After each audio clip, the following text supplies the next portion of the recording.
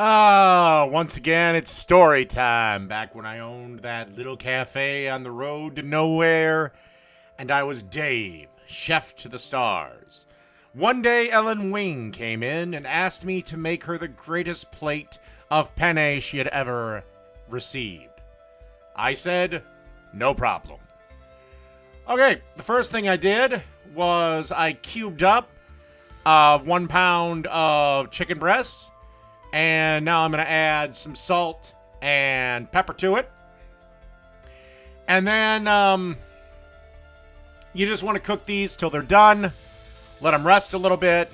And then I decided to shred them. You may ask, why didn't you just keep the chicken breast whole then? And my honest answer is, well, this changed halfway through I was making it. So again, stir occasionally. And, again, cook till they're 165 internal. All right, let's move on to the next step. All right, as you can see here, we have the chicken out. I deglazed with a little bit of white wine. And now I'm adding 4 tablespoons of butter that I am melting up. Alrighty, now the butter is melted. It's time to add 5 cloves of minced garlic. And you want to stir it around and give this roughly about a minute to saute up.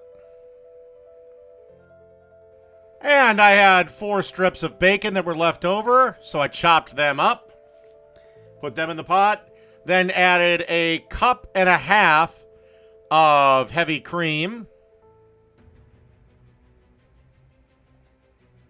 Adjusted my camera a little bit.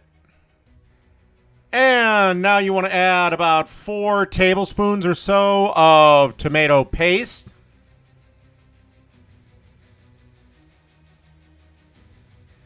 And then you want to get a spoon and give this a good stir around.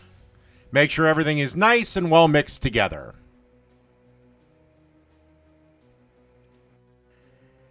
And after about 2 minutes of letting this stuff get to know each other after being mixed, you want to add a 28-ounce can of tomato sauce, salt and pepper, and then about 1/2 teaspoon of Italian seasoning.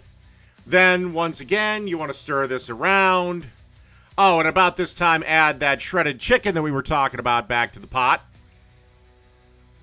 And then you just want to give this stuff a stir around and let everything kind of get to know each other.